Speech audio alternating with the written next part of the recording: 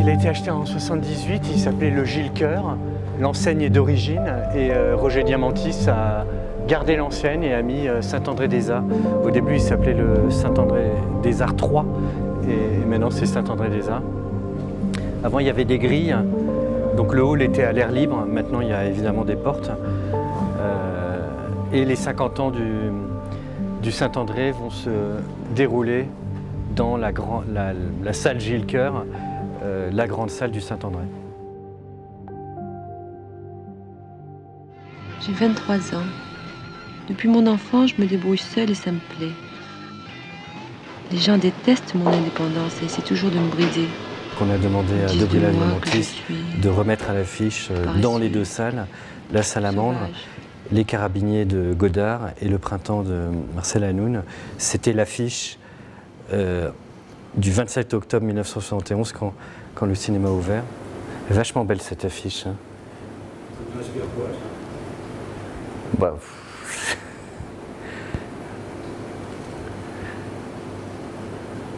le cinéma de quartier. On voulait absolument la photo de la façade voilà, le soir était en train de tomber et Arnaud Chaput, le photographe, a immortalisé un petit peu, encore un petit peu, il y avait un peu de lumière et déjà les néons du Saint-André. Alain Cavalier a accepté d'écrire la préface. Roger Diamantis tenait son cinéma, le Saint-André-des-Arts, comme une galerie de peinture. Il y exposait les films qui le touchaient. En toute confiance, nous allons chez lui, nous payer une toile, comme on disait à l'époque, pour aller au cinéma. C'était pas un patron de cinéma, il a eu une première vie. Sa première vie, c'était un restaurateur de spécialité grecque. Ses parents avaient déjà un restaurant, ses parents ont ouvert un restaurant voilà, dans le quartier Saint-Séverin, et puis un deuxième restaurant. Le restaurant s'appelait Les Balkans, le deuxième restaurant s'appelait Les Balkans 2. Lui-même reprend l'affaire familiale, ouvre un troisième restaurant, puis un quatrième restaurant. Mais sa vie, c'est le cinéma. Pourquoi c'est le cinéma? Parce qu'en tant que spectateur assidu et passionné, il rêve devant l'écran, il rêve devant les films et il rêve d'avoir sa salle. Donc il devient exploitant de cinéma après avoir été pendant pas mal d'années restaurateur. D'ailleurs, il va garder ses restaurants tout en gérant le Saint-André-des-Arts. Il a 37 ans quand il ouvre le Saint-André-des-Arts. C'est Roger Diamantis.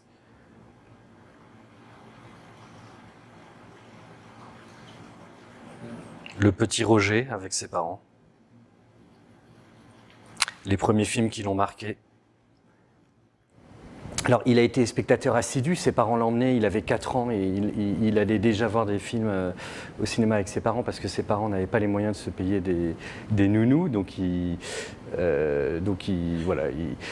venait, en tout cas il allait effectivement voir des films, donc il a eu cette passion du cinéma très tôt, presque une boulimie de cinéma, il allait voir tous les films, mais lui, et on le voit dans la programmation du Saint-André, voilà, les films qui le touchent, c'est des films différents, c'est des films qu'on ne voit pas, c'est des filmographies du monde, et c'est lui qui va faire découvrir à la Société Post-68 Art, donc en 71, il va faire découvrir des films assez engagés, La Salamandre par exemple. Il fait découvrir Ken Loach aux spectateurs. Donc c'est un cinéma complètement différent, c'est un cinéma assez social, assez iconoclaste et assez subversif parfois. C'est ça qui l'émeut, il le raconte très bien.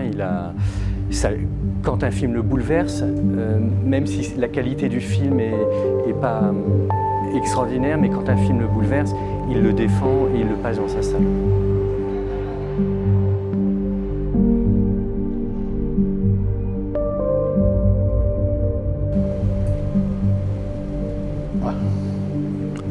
l'Empire des Sens.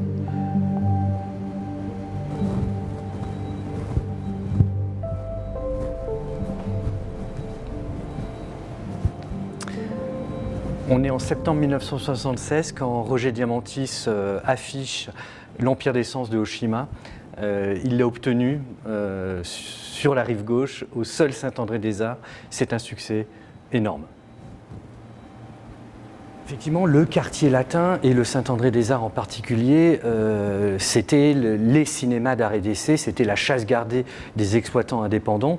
Donc il y avait Roger Diamantis, il y en avait d'autres, et ils affichaient du cinéma d'auteur qui marchait énormément. Et petit à petit, effectivement, les réseaux, les circuits, ont commencé à s'installer, ont commencé à passer des accords avec les exploitants pour petit à petit diffuser eux aussi des films d'auteur. Donc les circuits se sont mis sur le cinéma d'auteur, sur ce créneau-là, parce qu'il marchait bien. Non seulement ils se sont installés, donc ils ont récupéré des salles ou ouvert des salles, notamment dans la place de l'Odéon, avec les circuits UGC. Pathé et Gaumont, eux, ont assuré la programmation de certaines salles indépendantes. Et en plus, ces circuits ont la particularité également d'être des producteurs et des distributeurs de films. Donc, ils ont commencé à produire des cinéastes à réessai. Et finalement, en ayant à la fois la production, la distribution et l'exploitation, un indépendant comme Roger Diamantis s'est retrouvé démuni et avec l'impossibilité d'avoir accès aux films et aux auteurs qu'il a fait parfois découvrir. Donc évidemment, il l'a très mal pris et il a bataillé, il a pris la parole. Mais effectivement, les entrées du Saint-André ont diminué parce qu'il n'avait plus la possibilité d'afficher en exclusivité les films qu'il souhaitait. Et évidemment, les prémices du Saint-André-des-Arts. Donc c'est vraiment un portfolio également du cinéma et aussi des coulisses du Saint-André, puisque nous avons pris en photo, nous avons immortalisé les hommes et les femmes et les hommes qui travaillent au Saint-André, qui font vivre le Saint-André après Roger Diamantis. Et effectivement, l'idée est de proposer au lecteur à la fois l'histoire de Roger Diamantis et la salle aujourd'hui et demain.